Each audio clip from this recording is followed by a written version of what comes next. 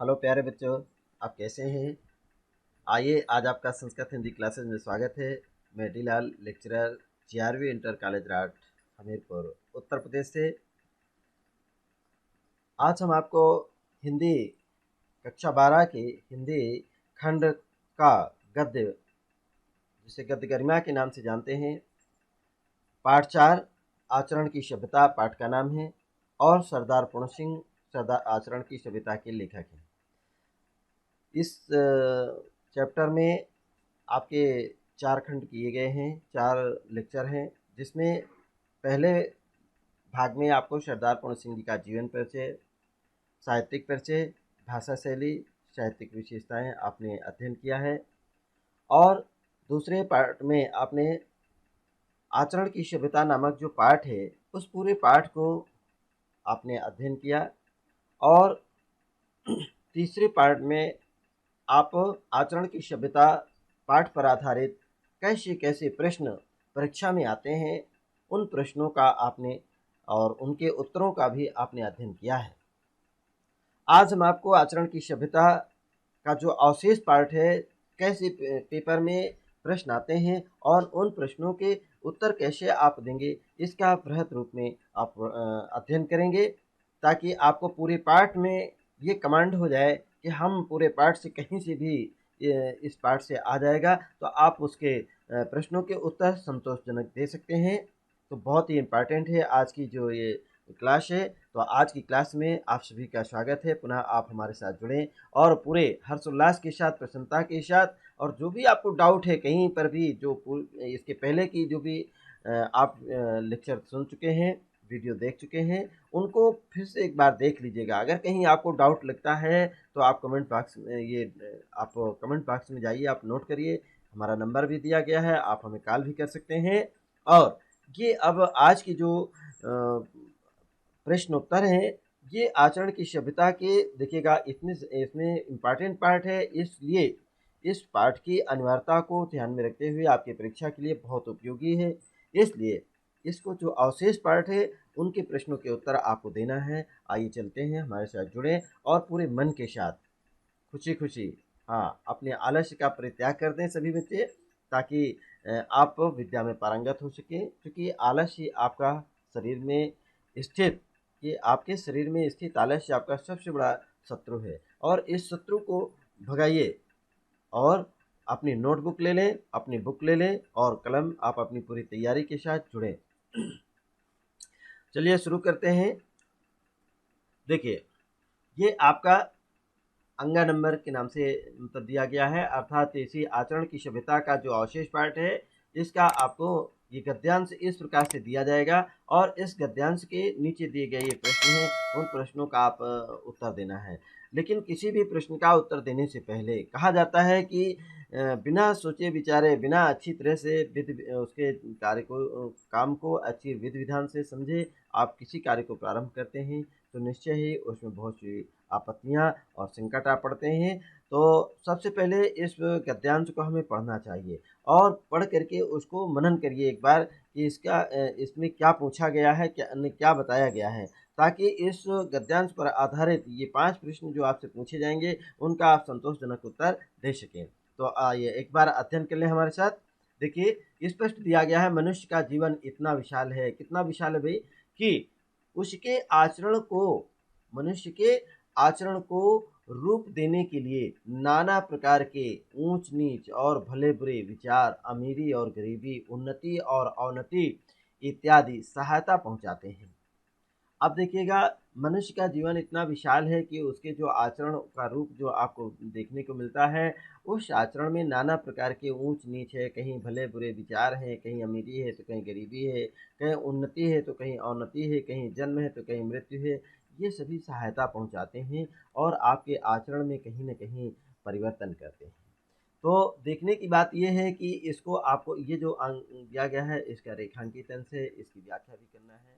पूर्व के भी चैप्टर में भी और प्रेजेंट में भी आप इसको ध्यान से सुन सकते हैं।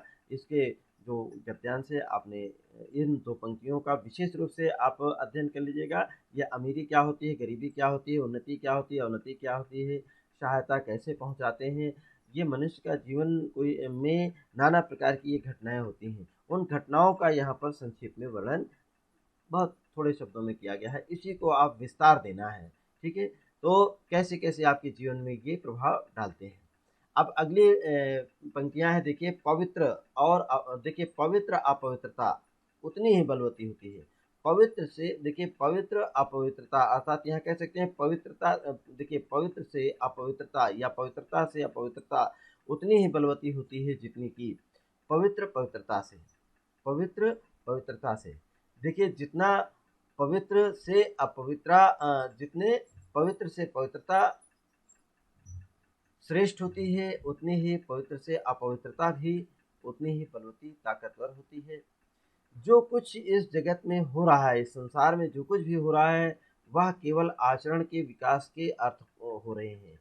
अर्थात जो कुछ भी परिवर्तन आप देख रहे हैं, चाहे आप वातावरण में परिवर्तन ले लीजिएगा, आज इतना अधिक ये जो पॉल्यूशन हो रहा है, ये भी हमारे आपके आचरण का ही परिणाम है। और जो नाना प्रकार के ज्ञान विज्ञान में निरंतर जो उन्नति हो रही है, नाना प्रकार के नए-नए जो आविष्कार हो रहे हैं, इन सभी का भी कहीं न कहीं हमारे जीवन के आचरण से ही इसका प्रभाव हो रहा है। जो आकाश मंडल में आप देखिएगा पृथ्वी के अंदर जो भी परिवर्तन हो रहे हैं, इन सब में कहीं न कहीं कारण सबसे ज़्यादा ये प्राणी मात्र है। प्राणी ही नाना प्रकार के परिवर्तन करता है। आप देखिए वनों का निरंतर कटाव हो रहा है, नदियों का निरंतर क्षरण होता चला जा रहा है और इस तरीके से जनसंख्या का जो विस्फोट है, किस तरह से ये सभी आपके परिवर्तन की ही मतलब आचरण में ही इनका जो हमारा आपका व्यवहार है, वही आपका निरंतर ये परिवर्तन होता जा रहा है। उसी का परिणाम है जो आज ये सब कुछ देखने को मिल रहा है। अंतरात्मा वही काम करती है। देखिए आपकी अंतरात्मा वही काम करती है जो बाह्य पदार्थों के संयोग का प्रतिबिंब होता है। आप देखिएगा अगर बहुत घनघोर बारिश होने लगे और उस घनघोर बारिश के समय अगर आपको ठंडी का एहसास होगा, तो निश्चय ही आप ठंड से बचाएँगे अपने को। अब बचने के लिए कपड़ों को पहनेंगे।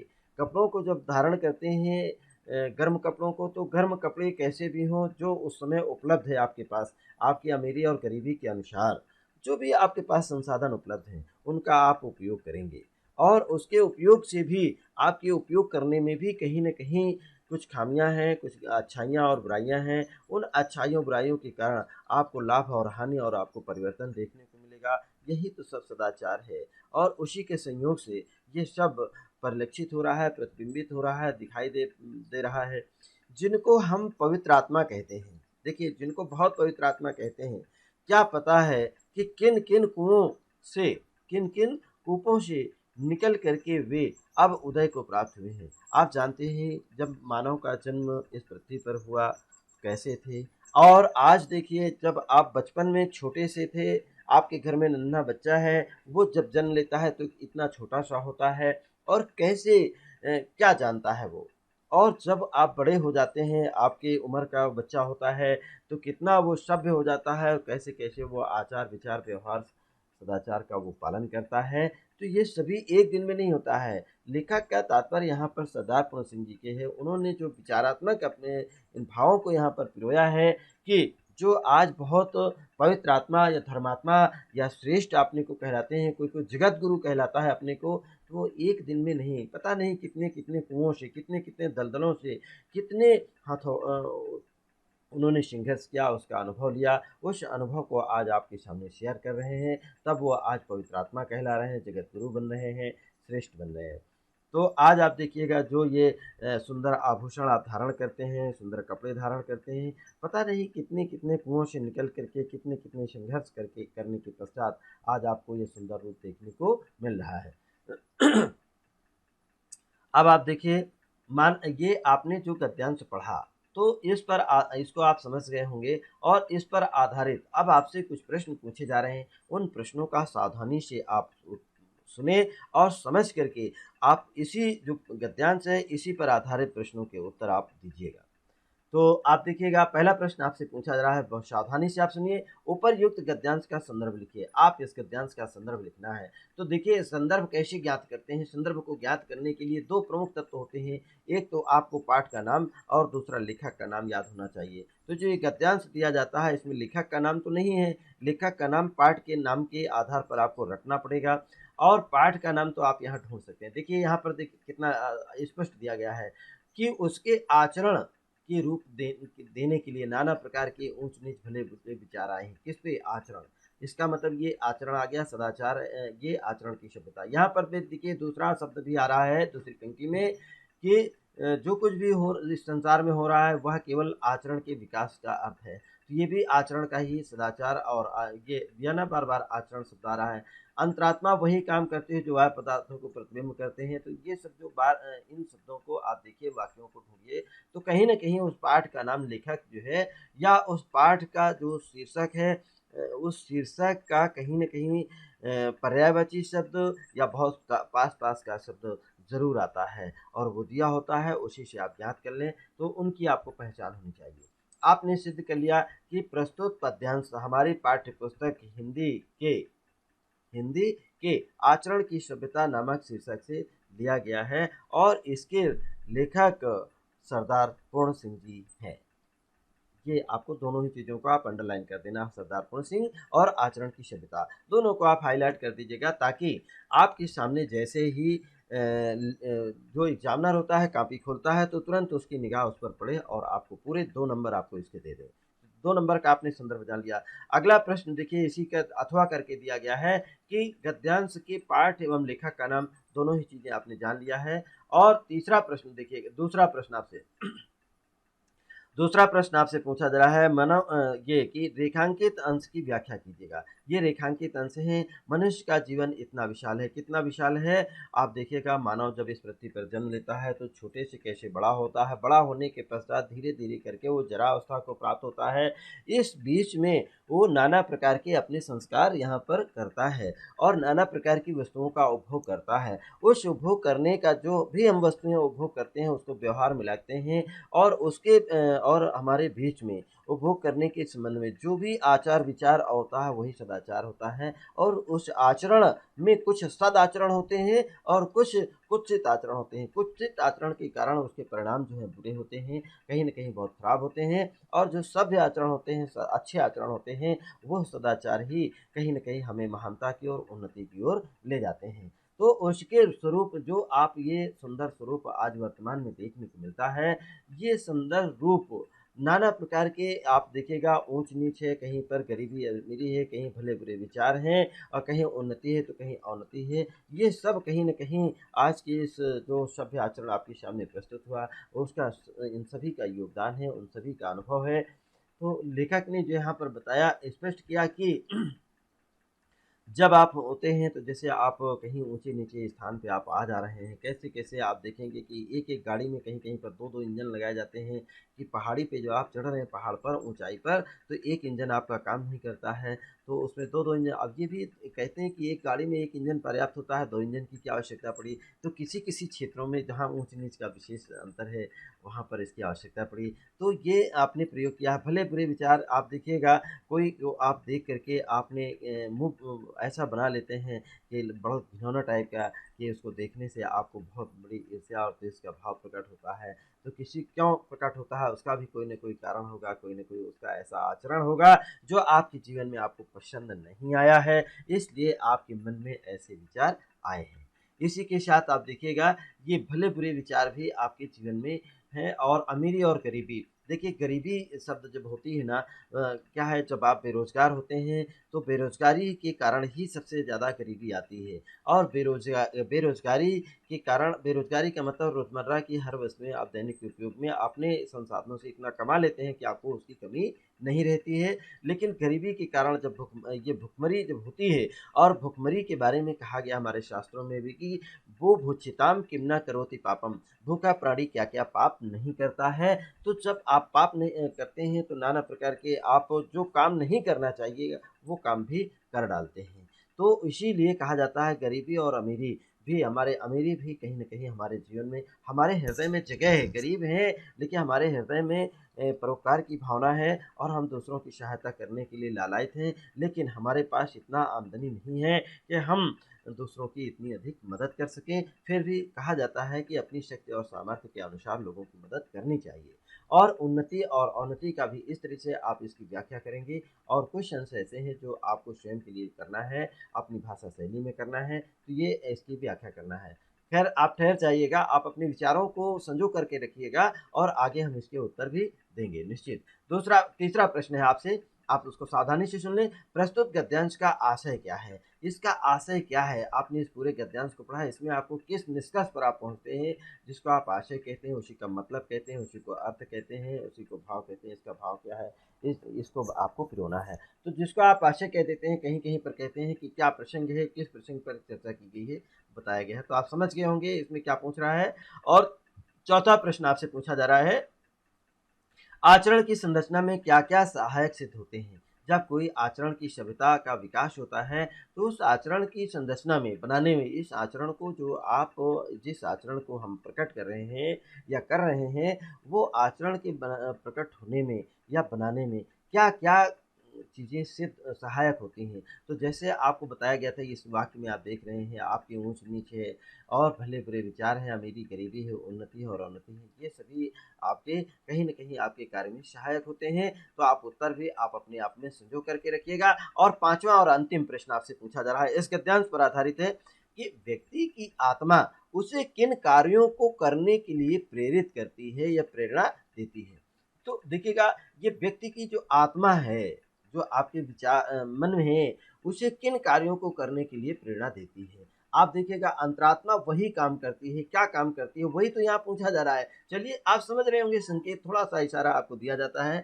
अब आप आगे प्रश्नों के उत्तर आप अपने मन में सँजो लीजिएगा और इन उत्तरों को आप आइए हमारे दिए गए उत्तरों से आप मिलान करेंगे। तो चलिए मिलान करते हैं। आप देखिएगा, आपसे प्रश्न पूछा गया था, पहला प्रश्न कि उपर्युक्त गद्यांश का संदर्भ लिखिएगा। तो संदर्भ यहाँ पर देखिए हमने लिख दिया है कि प्रस्तुत गद्यांश हमारी पाठ्य पुस्तक में संकलित आचरण की सभ्यता, नाम क्या है पाठ का? आचरण की सभ्यता, पाठ या शीर्षक से उद्धृत है। इसके लेखक सरदार पूर्ण सिंह जी हैं। ये आपका संदर्भ। और ये आचरण की सभ्यता को आपको देखिए सिंगल इन्वर्टेड कॉमा के अंतर्गत एवं सरदार पूर्ण सिंह जी का, इसको भी आप सिंगल इन्वर्टेड कॉमा के अंतर्गत आपने इसको बंद किया है। इसी तरह से आप इसको परीक्षा की पुस्तिका में आप इसके नीचे अंडरलाइन कर दें, इन दोनों शब्दों के नीचे अंडरलाइन कर दें, ताकि लेखक एग्जामिनर जो है तुरंत ही आपको मुख्य उत्तर को समझ ले और आपको 2 नंबर प्रदान कर दे। चलिए, अब आइए अगला प्रश्न का उत्तर देखिए, दूसरे और तीसरे रेखांकित अंश की व्याख्या भी आप देख लीजिएगा। ये आपको दिया लेखक के अनुसार मानव का जीवन छोटा सा नहीं होता है, वास्तव में बहुत विशाल, बहुत बड़ा होता है और जीवन में सभी प्रकार के उसे अनुभव होते हैं, अच्छे बुरे कारक और उसके आचरण का निर्माण करने में कहीं न कहीं सहायक होते हैं। सभी प्रकार के ऊंच-नीच, भले-बुरे की भावना पर आधारित विचार और धनाढ्यता और निर्धनता, देखिए जहाँ पर कहा जाता है अमीरी और गरीबी, तो ये अमीरी शब्द जो होता है वो धनाढ्यता का ही पर्यायवाची शब्द है। वह निर्धनता, गरीबी की स्थिति तथा उन्नति और अवनति, जो आप उन्नति करते हैं, अवनति मतलब जो यह सुख-दुःख है, इन आदि का व्यक्ति के आचरण का निर्माण करने में बहुत महत्वपूर्ण योगदान करते हैं। वास्तव में आप किसी की नुकसान नहीं पहुँचाना चाहते हैं, लेकिन जब आप भूखे होते हैं और पेट आपका भरा होता है, तो देखिए आपको कई बार बताया मैंने कि कुत्ते को अगर भूखा नहीं है, तो उसको आप चाहे जितनी रोटियाँ दे दीजिएगा, लेकिन वो आपकी रोटियाँ खाता भी नहीं है और ऐसे सूंघ करके बैठ जाता है। लेकिन कई बार आपने देखा होगा कि आप बच्चा रोटी खा रहा होता है और कुत्ता आया रोटी छीन करके भाग गया, तो छीन करके भाग गया, कहीं न कहीं उसको क्या है कि उसकी भूख उसको मजबूर कर दिया इस रोटी छीनने के लिए। और एक जगह पर आपको ये भी दिखाया जा रहा है कि कुत्ते को आप रोटी देते हैं लेकिन वो छीन कर भागता नहीं है। तो कहीं न कहीं आपकी अमीरी-गरीबी जो है आपको भले-बुरे आचरण करने के लिए प्रेरित करती है और उसका बहुत बड़ा योगदान होता है। बुरे विचार प्रत्येक स्थिति में अहितकर सिद्ध नहीं हुआ करते हैं। वास्तव में जो बुरे विचार हैं, कहीं न कहीं कभी-कभी वो आपके लिए कल्याणकारी हैं और कहीं वो आपको नुकसान भी पहुँचाते हैं। इसलिए यहाँ पर दिया गया, अर्थात अपवित्रता में भी अपवित्रता, अब देखिए जो बुरे विचार हैं, ये कहीं न कहीं अपवित्रता के पोषक हैं और बुरे विचार प्रत्येक स्थिति में अर्थात कहा जाता है कि हर दशा में वो नुकसान नहीं पहुँचाते हैं। अर्थात ये अपवित्रता में भी कहीं-कहीं आचरण के विकास की संभावना विद्यमान रहती है। इस चीज़ को आप ध्यान में रखिएगा। जैसे कि आप कई बार आप जा रहे होते हैं, माता-पिता लोग हैं, आप छोटी-छोटी बातों को लेकर के वो आपको डाँटते हैं। क्यों डाँटते हैं? वो डाँटना आपके लिए अहितकर नहीं है, कहीं न कहीं वो आपके जीवन में आपको निर्माण करने में, आपको आगे बढ़ने में, आपके भावी जीवन में वो सहायक होते हैं। उनकी डाँट और फटकार देखिए गुरुजन हैं या माता-पिता हैं या एक कुम्भकार को आपने देखा, कुम्हार जो है ना देखा आपने, कुम्हार मिट्टी को लाता है, किसको लाता है? मिट्टी को। अब मिट्टी को ला करके उसको पहले खोदता है, फिर उसको पीटता है, एक-एक टुकड़े-टुकड़े उसके बारीक टुकड़े कर देता है। फिर उसको देखता है उसमें कंकड़-पत्थर कहीं हैं, तो उनको निकाल कर के अलग कर देता है, छान देता है। इसके बाद क्या करता है? आपने देखा कि उसमें पानी डाल कर के फिर उसको गूँथता है, बहुत गूँथता है, उसको रौंदता है, मिट्टी को बहुत रौंदता है और रौंदने के बाद भी उसका फिर वो देखता है कि कुछ देर के लिए रख देता है कि इसके प्रत्येक कणों में नमी आ जाए, कहीं इसमें ऐसा ना हो कि कोई कण सूखा रह जाए और बाद में उसका बनाया दिया जो रूप देना चाहता है, कहीं उसमें कमी आ जाए। तो उसको लसदार बनाता है और इंतज़ार करता है। फिर इसके बाद चाक में चढ़ा करके उस मिट्टी को उसको एक कुछ बेडौल रूप देता है। बहुत देखने में भद्दा लगता है, वो उतना अच्छा बर्तन नहीं बना पाता है, लेकिन इसके बाद भी उसका मन नहीं भरता। फिर वो क्या करता है, बर्तन को अंदर से सहारा देता है, बाहर से उसको पीटता है। पीट-पीट करके उसको एक सुंदर घड़े का रूप प्रदान करता है। उसका मन इतने में भी नहीं भरा। उसने कहा इसको रख देते हैं, धूप में सुखा देते हैं। उसको खूब सुखाता है और सुखाने के बाद भी उसका मन नहीं भरा, तो उसने क्या किया कि उसको उसको और सुंदर बनाने के लिए उसको जो है कलर कर देता है थोड़ा-सा। कहीं न कहीं जब कलर कर दिया तो देखने में कुछ उसका स्वरूप आया, तो अब भी उसका मन नहीं भरा, कहता है ये अभी पक्का नहीं है। उसको पक्का करने के लिए क्या किया, उसको ले गया जो है आवा अर्थात कंडे और लकड़ियों की घास-फूस की आग इकट्ठा करके, बना करके और उसी में उसको ऊपर दबा देता है, ऊपर से मिट्टी से ढक देता है और आग लगा देता है। तो उसको आवा कहते हैं। वो कुम्हार ने वहाँ पर जो है बर्तन को वहाँ जब फूँक दिया, आग में जला दिया, उसके बाद जब आग ठंडी पड़ती है तो ऊपर से पानी भी डालता है। क्या डालता है? जब आग देखा कि आप पक गए बर्तन पक गया है तो उसको हल्का-सा मतलब आग ठंडी होने पर फिर उसको एक-एक बर्तन को निकालता है और फिर उसको बजा-बजा कर देखता है। जो बर्तन अच्छा बन जाता है उसको निकाल कर अलग रख लेता है और उसी बर्तन को अच्छे बर्तन को सुंदर बर्तन जब वो खुश होता है कि मेरे पास इतने से बर्तन हो गए हैं और फिर उसको मार्केट में रख देता है। आप उस सुंदर बर्तन को दीपक को या घड़े को आप लेकर के आते हैं और उसका उपयोग करते हैं। तो ये जो सुंदर कलश आज बना हुआ है, ये सुंदर दीपक जो आप मंदिरों में, मस्जिदों में रख कर के जो चिराग जो है आपको रोशनी दे रहा है, ये कहीं एक दिन में नहीं बना है। इसके बनने में बहुत दिन लगे हैं और किस तरीके से जिसने इसको बनाया, कितने हथौड़ों की चोट मारी, कितना उसको मतलब कूटा-पीसा और कितना उसको मारा-पीटा है। तो ये कहीं न कहीं माता-पिता और गुरुजनों की डाँट-फटकार भी आपके लिए सभी के लिए विद्यार्थी जीवन में सभी के लिए कल्याणकारी होती है और इसीलिए कहा जाता है कि जिस समय माता-पिता या गुरुजन डाँटते हैं या कुम्हार जिस समय मिट्टी के बर्तन को पीटता है, तो उस समय उस मिट्टी के बर्तन जो होता है उसको अच्छा नहीं लगता है। विद्यार्थी जीवन में भी जब आपको डाँट पड़ती है तो आपके लिए को लगता है कि कितना बुरा लगता है आपको। लेकिन वो अपवित्रता ये जो बुरा विचार जो आते हैं आपके या आपके मन में होता है कि नहीं मास्टर बहुत ख़राब है, हमेशा डाँटते रहते हैं, मारते रहते हैं, तो कहीं न कहीं ये अपवित्रता भी आपके आचरण के विकास में मतलब कहीं न कहीं विकास में सहायक सिद्ध होती है, नुकसान नहीं पहुँचाती है। इसी आशा और विश्वास के साथ-साथ सरदार पूर्ण सिंह जी ने अपनी भावनाओं को, अपने विचारों को इस आचरण की सभ्यता नामक पाठ में पिरोया है। तो ये एक छोटी-सी कहानी के माध्यम से आपको सिद्ध करने की कोशिश की गई कि किस प्रकार से ये अपवित्रता पवित्रता में मतलब अपवित्रता में भी आचरण के विकास की संभावना विद्यमान रहती है। अर्थात अगर आपको इतना डाँटा ना जाए, इतना जल्दी मम्मी-पापा आपको जगाएँ ना और डाँटे ना कि जब देखो तब सोते रहते हो, तो अब वास्तव में ये आलस्य से आप इतनी आसानी से उठने वाले नहीं हैं, क्योंकि नींद बहुत प्यारी होती है, बहुत अच्छी लगती है। हाँ, तो अब देखिएगा अगला प्रश्न का उत्तर, चलिए इसमें समय ज़्यादा लग रहा है, अगला प्रश्न आप देखिएगा। अगले प्रश्न का उत्तर है तीसरे का कि प्रस्तुत गद्यांश का आशय पूछा गया था। आप देखिएगा प्रस्तुत गद्यांश का आशय ये है कि व्यक्ति के आचरण का निर्माण करने में न केवल अच्छे विचार एवं व्यवहार सहायक होते हैं, वरन बुरे विचार, बुरे आचरण और दुखद स्थितियां आदि भी व्यक्ति के आचरण का निर्माण करने की दृष्टि से अत्यंत ही महत्वपूर्ण सिद्ध होते हैं। आप देखा होगा ये दुखद स्थितियां कितना कहीं न कहीं आपको बहुत अच्छे आपको सत्प्रेरणा भी देती हैं। आप निरंतर अपनी आर्थिक अभ्युदय के लिए, ये जो गरीबी को दूर करने के लिए निरंतर आर्थिक उन्नति के लिए आप इतने गलत काम करते चले जा रहे हैं, प्रकृति का निरंतर अवदोहन करते चले जा रहे हैं और बहुत जब आपके यहाँ देखें कि किसी की अंत्येष्टि में आप जाते हैं, एक बहुत बड़ा आदमी था, जब वो मर गया तो इस दुनिया में सब कुछ छोड़ के चला जाता है। जब उसको जलाने के लिए, अंतिम संस्कार के लिए लोग पहुँचे, तो जो लोग और भी गलत कामों में संलिप्त थे, वो देखते क्या है कि देखिए ये आदमी कितना रुपया, पैसा, धन दौलत सब कुछ कमा करके इकट्ठा किया और कितना लोगों को पीड़ा दिया, कितनी जगह से इतने गंदे-गंदे काम किए, उससे इसने पैसा इकट्ठा किया और आज ये बेचारा जल रहा है। वही इसके पास तन में ना एक कपड़ा है, ना इसके पास कुछ है, ना कुछ ये लेके जा रहा है, सब यहीं छोड़ के जा रहा है।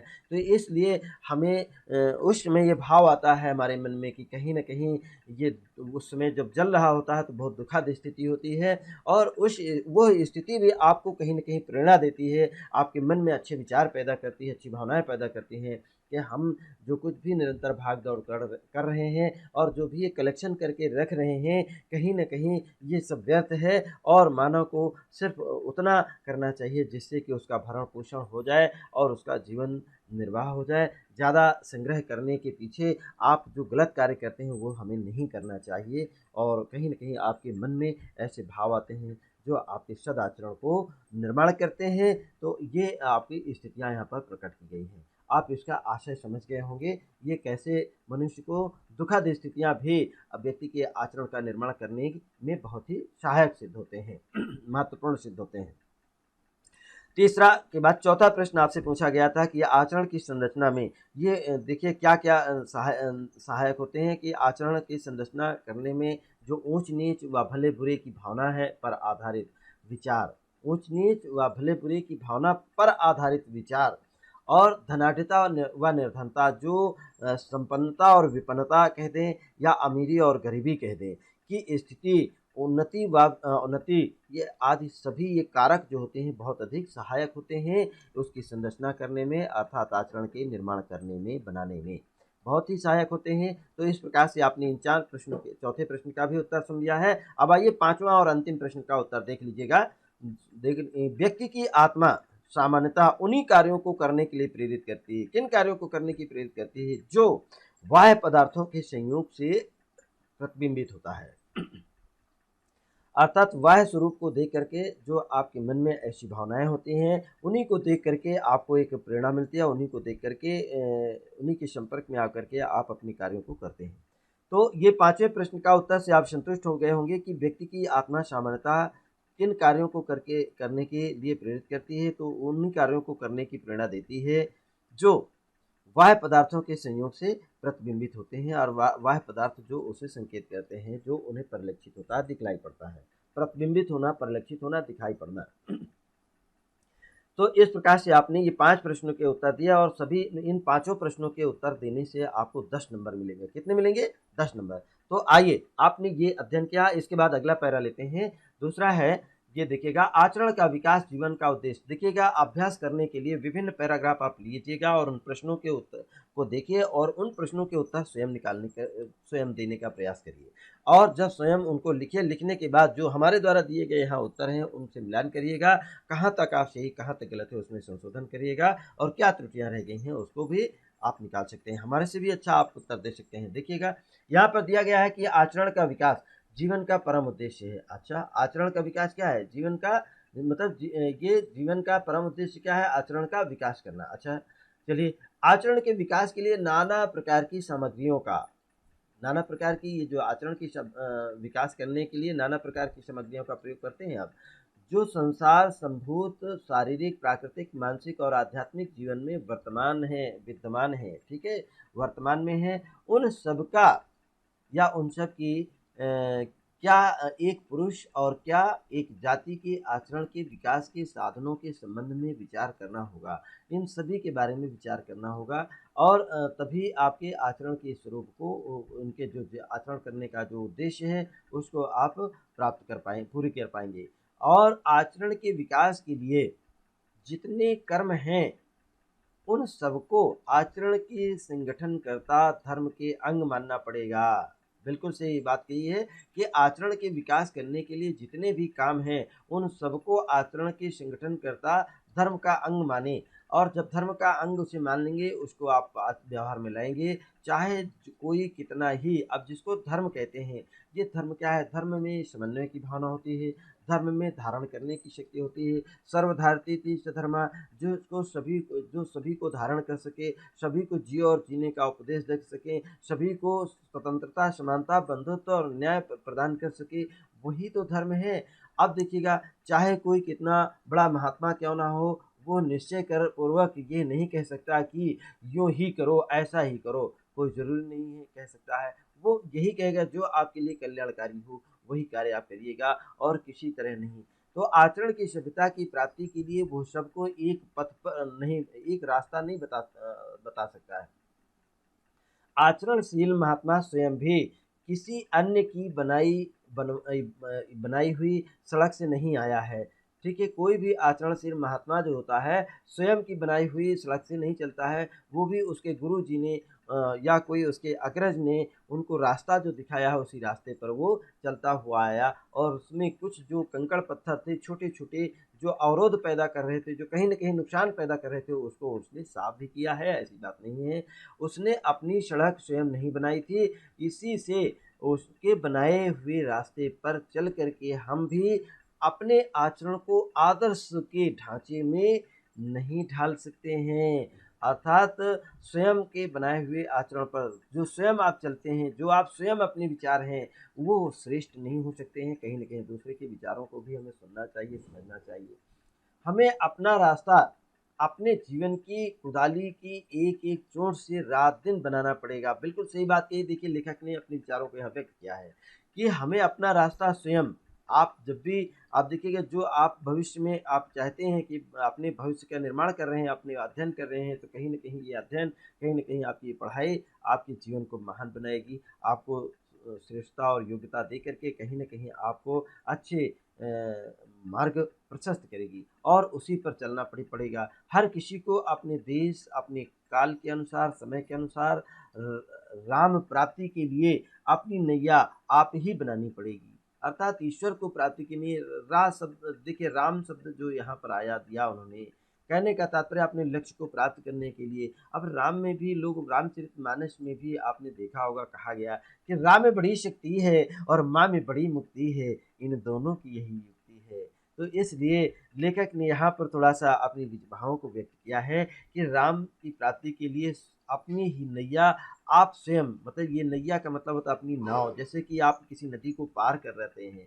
अब ये क्या है जीवन है, जीवन एक अथाह सागर है और इस शरीर को मतलब तारने के लिए, अपने आप को उतारने के लिए, पार उतारने के लिए या जीवन यापन के लिए कहीं न कहीं आपको स्वयं अपने इस नाव को चलाना पड़ेगा। आप ही मतलब इसके कारक होंगे। तो ये गद्यांश आपने जो पढ़ा है, अब आइए इन प्रश्नों के जो प्रश्न इस पर पूछे गए हैं, उन प्रश्नों को पहले एक बार नज़र डाल लीजिएगा।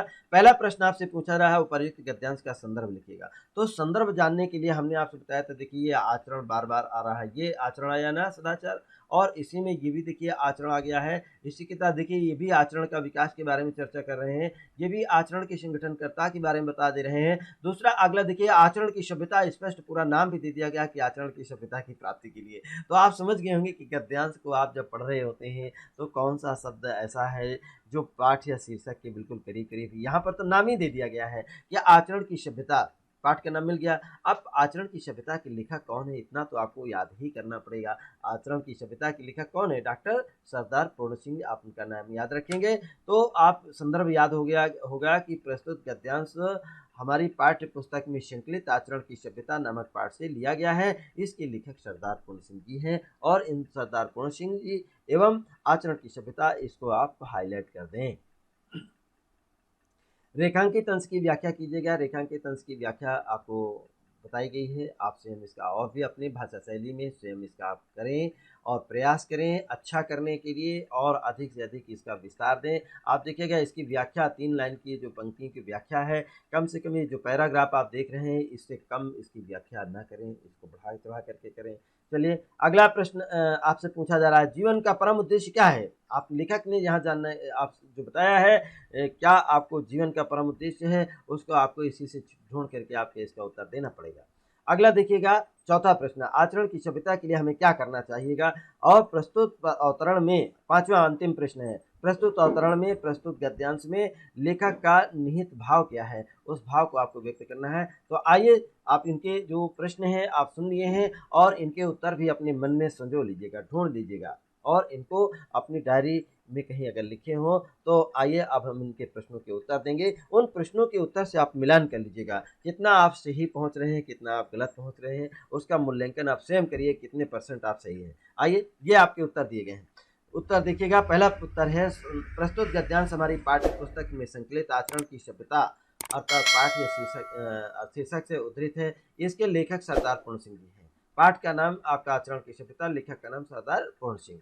अब रेखांकित अंशों की व्याख्या आपसे पूछी गई थी, आइए देखिए। लेखक की मान्यता है कि आचरण का विकास करना ही हमारे जीवन का एकमात्र उद्देश्य होना चाहिए। सही है, हमेशा श्रेष्ठ आचरण करने का प्रयास करना चाहिए। मानव की उन्नति के लिए सदाचार का विकास परम आवश्यक है। या ये देखिएगा सदाचार आपके जीवन में कितना सहायक होगा। इसलिए जो लेखक सरदार पूर्ण सिंह जी हैं, जो आधुनिक हिंदी निबंध के निर्माता कहे गए हैं और श्रेष्ठ निबंधकार रहे।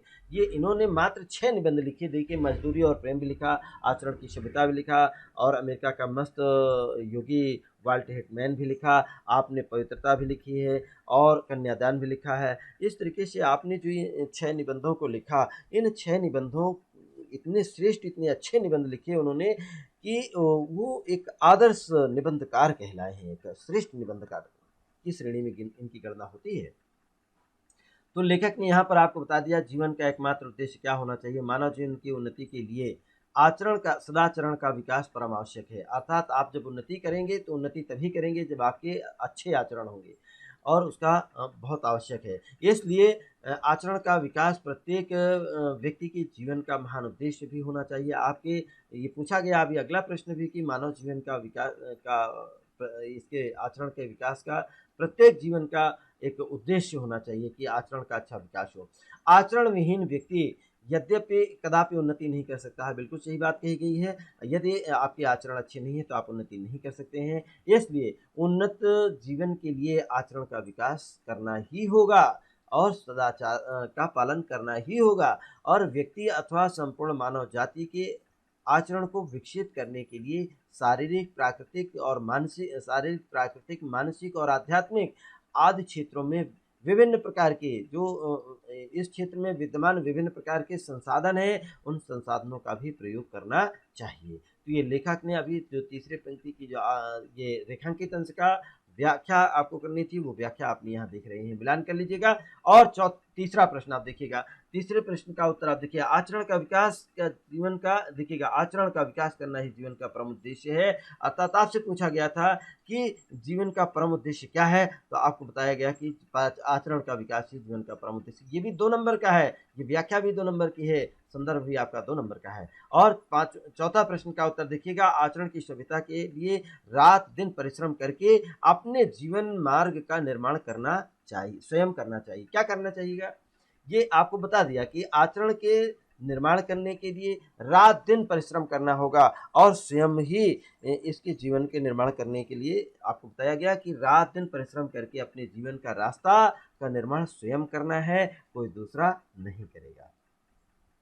5वां और अंतिम प्रश्न उत्तर आप मिला लीजिएगा। अब प्रस्तुत अवतरण में लेखक ने स्पष्ट कर दिया है कि आचरण का विकास जीवन का परम उद्देश्य है। ये आचरण का विकास करना ही जीवन का परम उद्देश्य है। उस व्यक्ति के लिए कोई भी धर्म अथवा कोई भी संप्रदाय कल्याणकारी नहीं हो सकता जो सदाचार से रहित है।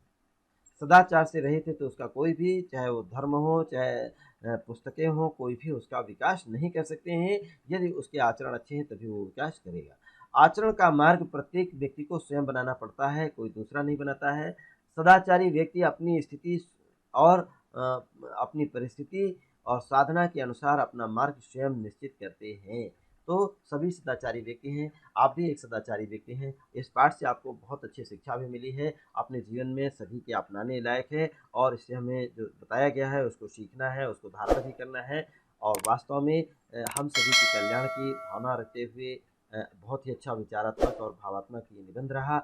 इन गद्यांश से आपने सीखा है। तो अभी देखिएगा जो आप ये सीखे हैं ना, ये इतने 2 पैराग्राफ का आपने अनुच्छेद का आपने अभी देखा है, अभी एक अनुच्छेद और रह गया है, उसको भी तो देख लीजिएगा। आइए जुड़िए हमारे साथ। देखिए पहला अंतिम कैसा है कि आचरण की सभ्यता का संदेश देश निराला है। अरे कितनी बढ़िया बात कही। आचरण की सभ्यता का देश ही निराला है, उसमें ना शारीरिक झगड़े हैं, ना मानसिक झगड़े हैं, ना आध्यात्मिक झगड़े हैं, ना उसमें विद्रोह है, ना जंग की ही कहीं नामो निशान है, और ना कोई वहाँ ऊंचा होता है ना नीचा होता है, ना कोई वहाँ धनवान होता है ना गरीब होता है, और वहाँ प्रकृति का नाम नहीं है, वहाँ तो प्रेम और एकता और अखंडता का साम्राज्य। बहुत अच्छी बात कही, बहुत इंपॉर्टेंट पैराग्राफ है।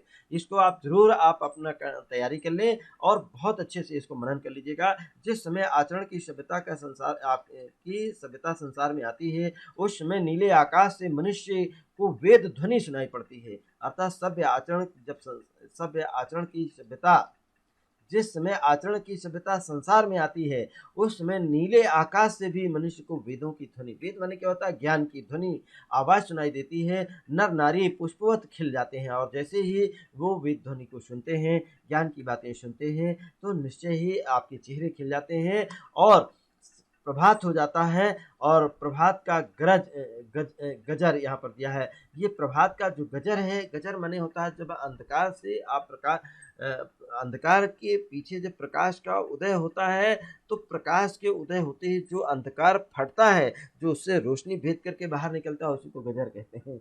आप देखिएगा गजर बजता है तो नारद की वीणा आलापने लगती है और ध्रुव का शंख गूंजने लगता है, गूंज उठता है। प्रहलाद का नृत्य होता है, शिव का डमरू बजता है, कृष्ण की बांसुरी की ध्वनि प्रारंभ हो जाती है। यहाँ पर लेखक ने स्पष्ट किया है कि सदाचार की जैसे ही ध्वनि सुनाई देती है, क्या क्या परिवर्तन होता है और क्या क्या कैसे कैसे लोग आनंदित होते हैं, इन सभी के बारे में बताया गया है। ये ऐसे महापुरुष हैं जिनकी वाणी को सुन रहे हैं। अर्थात ध्रुव का शंख गूंजता है, प्रहलाद का नृत्य होता है और शिव का डमरू बजता है। कैसे डमरू बजता है, कहीं कहीं आनंदमय हो जाते हैं। कृष्ण की बांसुरी आनंद से वशीभूत करने के लिए किस तरीके से वो अपनी बांसुरीली आवाज निकालते हैं। जहाँ ऐसे शब्द होते हैं, जहाँ ऐसे पुरुष होते हैं, वहाँ ऐसी ज्योति होती है। वही आचरण की सभ्यता का सुनहरा देश होता है और वही देश मनुष्य का स्वदेश है, जहाँ सभ्य आचरण हो। जब तक घर न पहुँच जाए, जब तक घर न पहुंच जाए, सोना अच्छा नहीं। अब बहुत अच्छी बात देखिए यहाँ पर कही गई, हम सभी विद्यार्थियों के सभी के लिए कल्याण के लिए। जब तक आप अपने लक्ष्य को प्राप्त कर न लें, जब तक आप अपने लक्ष्य को प्राप्त न कर लें, आपका लक्ष्य ही आपका घर है। कितनी अच्छी बात कही है। जब तक अपने लक्ष्य को आप प्राप्त न करने ले जाएं, तब तक सोना अच्छा नहीं है। चाहे वेदों में हो, इंजील में हो, चाहे कुरान में हो, चाहे त्रिपट में हो, सभी जगह, चाहे इस स्थान में हो चाहे उस स्थान में हो, कहीं भी सोना अच्छा नहीं है, कहीं पर भी रुकना अच्छा नहीं है। ये आलस्य ही आपके लिए मृत्यु है। कितनी अच्छी बात कही लेखक ने, कितने अच्छे भाव बताए व्यक्त किए हैं। सभी ये हम सभी के लिए कल्याणकारी हैं। आलस्य ही मृत्यु है, बहुत अच्छी बात कही गई है, आलस्य ही मृत्यु है। लेख तो पेड़ों के चित्र देख क्या है, लेख तो पेड़ों के चित्र सदृश होते हैं। पेड़ तो होते ही नहीं जो फल आवे। पेड़ में आप चित्र में देखिए, जो पेड़ बने होते हैं वास्तव में उसमें वो पेड़ नहीं होते हैं, पेड़ का चित्र केवल बना है, लेकिन उसमें कोई फल भी पाने की उम्मीद न रखें। लेखक ने ये चित्र इसलिए भेजा है कि सरस्वती के में चित्र को देखकर शायद कोई असली पेड़ को जाकर के देखने का यत्न करे। अर्थात आप इन पुस्तकों को और इन लेखों को पढ़ करके आप स्वयं अच्छा फल पाने के लिए आप पेड़ों की खोज करें। और इसी आशा और विश्वास के साथ आज सरदार पूर्ण सिंह जी ने आपके लिए निबंध लिखा और बहुत ही कल्याणकारी अपने जीवन में आप ये उपयोग करने लायक है, अपनाने के लिए आपको वास्तव में सच्ची प्रेरणा दे रहे हैं। तो पहला प्रश्न आपसे है, सावधान हो जाए, उपर्युक्त गद्यांश का संदर्भ लिखिए। आप संदर्भ इसका समझ गए होंगे। संदर्भ कैसे आपने निकाला है, देखिए आचरण की सभ्यता पहले ही नाम लिखा है, गद्यांश में पहले ही पाठ का नाम लिख दिया गया है, आचरण की सभ्यता। तो आप समझ रहे होंगे आचरण की सभ्यता नामक पाठ है और इसका उपरयुक्त गद्यांश हमारी पाठ्य पुस्तक हिंदी इस आचरण की सभ्यता नामक पाठ से या शीर्षक से लिया गया है। इसके लेखक सरदार पूर्ण सिंह जी हैं, और दोनों को आप हाईलाइट कर दीजिएगा। इसके बाद दूसरा प्रश्न है आपसे, गद्य रेखांकित अंश की व्याख्या कीजिएगा। इसकी व्याख्या आपको बताई जा चुकी है, कुछ व्याख्या आप स्वयं भी करिएगा और अपनी भाषा शैली में करें, अच्छे भावों को व्यक्त करें। आचरण की सभ्यता, अगला प्रश्न है, आचरण की सभ्यता का देश कैसा होता है, कैसा निराला होता है, कैसा होता है, उसका ये आपको लिखना है। और चौथा प्रश्न है, प्रस्तुत अवतरण में आलस्य को क्या बताया गया है। आलस्य क्या है भैया, आलस्य क्या है आप स्वयं देख रहे होंगे और समझ लीजिएगा आलस्य क्या है। आलस्य एक मृत्यु है, क्या है ये लेखक ने क्या बताया, आप समझिए इसको। पांचवा प्रश्न है, देखिएगा पांचवें प्रश्न का उत्तर आपको देना है। पांचवा प्रश्न है आपसे, गद्यांश का आशय स्पष्ट कीजिएगा।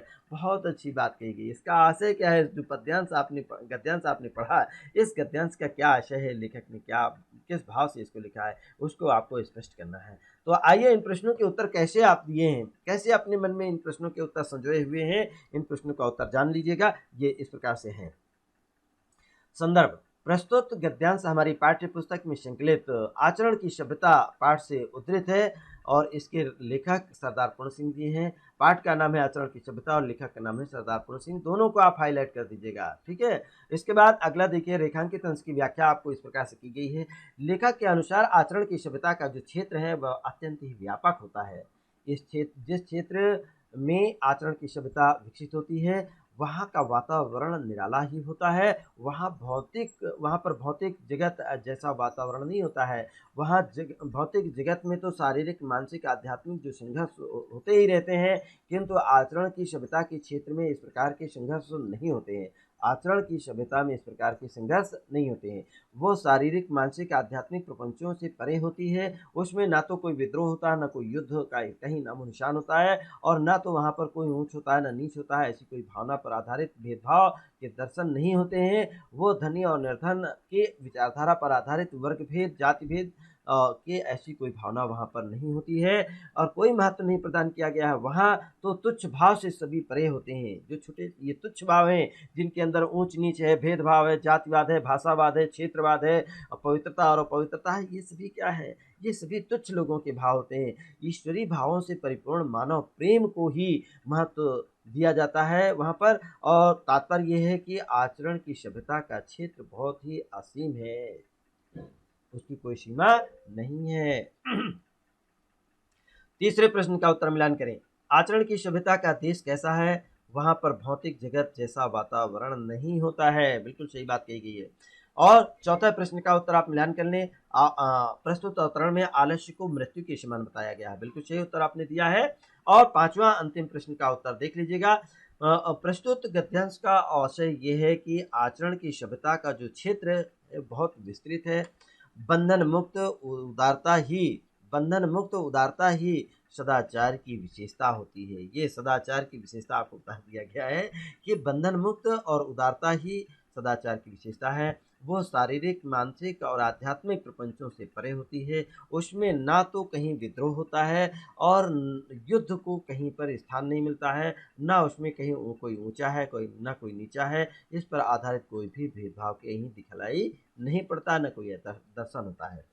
इस प्रकार से दिए गए जो प्रश्न आपसे पूछे गए थे, उन प्रश्नों के उत्तर आपको यहाँ देखने को मिल गए हैं। आप अपने मन में जो उत्तर संजोए थे उनसे आप मिलान कर लिए होंगे, और जो भी उसमें कहीं त्रुटियां नजर आई उनका आपने संशोधन कर लिया होगा।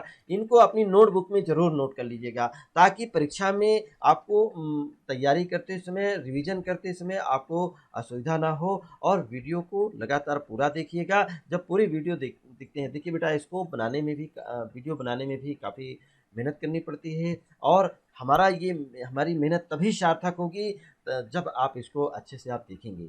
मन लगा करके जरूर देखिएगा। अगर कहीं त्रुटि और असुविधा नजर आती है तो कमेंट बॉक्स में आप नोट करिएगा और हमें भेजिएगा। हम उसका संशोधन करेंगे, उसमें सुधार भी करेंगे।